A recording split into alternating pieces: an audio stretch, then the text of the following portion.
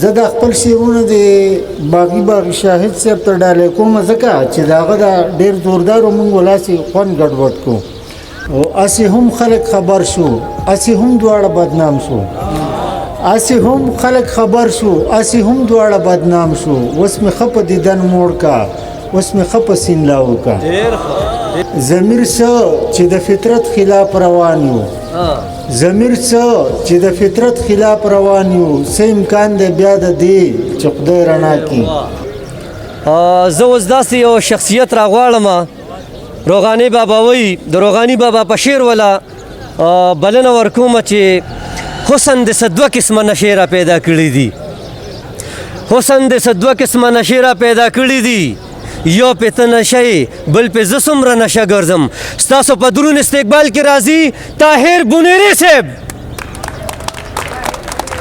دوه شعرونه دي روایات او رواجونه دا هر څه په سین لاو کا روایات او رواجونه دا هر څه په سین لاو کا زه چې دواړه مینه وکړو ما هم ته په سین لاو کا روایات او رواجونه دا هر څه په سین لاو کا زه چې دواړه مینه وکړو ما هم ته په سین لاو کا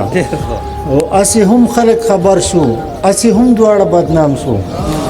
هسې هم خلک خبر شو هسې هم دواړه بدنام شو اوس مې ښه په دیدن موړ کا اوس مې ښه په سین لاو کا او یو د غزل یو څو شعرونه دي چې شمې مړه شه بیا کمرې چې خدای رڼا کړي باچا لالا شمې مړه شه بیا کمرې چې خدای رڼا کړي خو بلېږه تر هغې چې خدای رڼا کړي شمې مړه شه بیا کمرې چې خدای رڼا کړي خو بلېږه تر هغې چې خدای رڼا کړي وارخطا یم ډاډګیرنه درنه غواړم وارخطا یم ډاډګیرنه درنه غواړم یاره اوس به رانه ځې چې خدای رڼا کړي او بل شعر دی چې ضمیر څه چې د فطرت خلاف روان یو ضمیر څه چې د فطرت خلاف روان یو څه امکان دی بیا د دې چې خدای رڼا کړي زه د خپل شعرونه د باغي شاهد صاحب ته ډالۍ کوم ځکه چې د هغه د ډېر زوردارو موږ ولاسې خوند ګډوډ کړو بل شعر دی چې ړانده پرېږده سترګور هم دلته وایي ړانده پرېږده سترګور هم دلته وایي موږ به ټول شو بې پردې چې خدای رڼا کړي او ځکه نه وم په دې کلي کې ملګرو ځکه نه وم په دې کلي کې ملګرو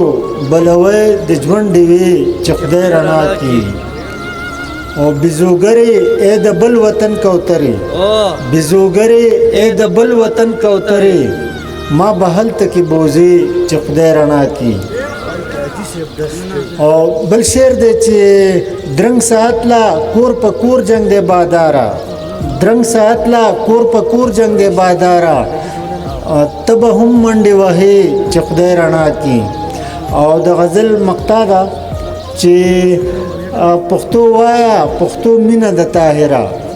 پښتو وایا پښتو مینه د طاهره دومره ناز به مې وړې چې خدای رڼا کړي زه په آخر کې یو خبره کوم او زما دا خیال چې مونږ ډېر زیات د افګار صاحب واورو او د باچا لالا واورو دینه او دا نور مشران ناست چې دی واورو او یو خبره دا چې دا دغه چې کوم دي سوات ادبي یاران نوې تنظیم جوړ شوی دی خو کسان خو زاړه دي دا زمونږ سینیر ملګري دي ټول ډېر دغه کسان دي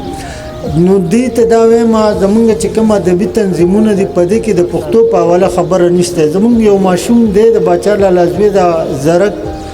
کچ ماشوم د پښتو په حواله خبرې وکړي د مورنۍ ژبې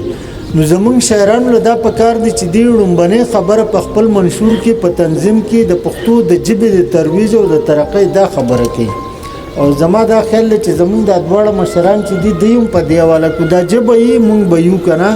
او کو ژبه نه بیا به یې سم نه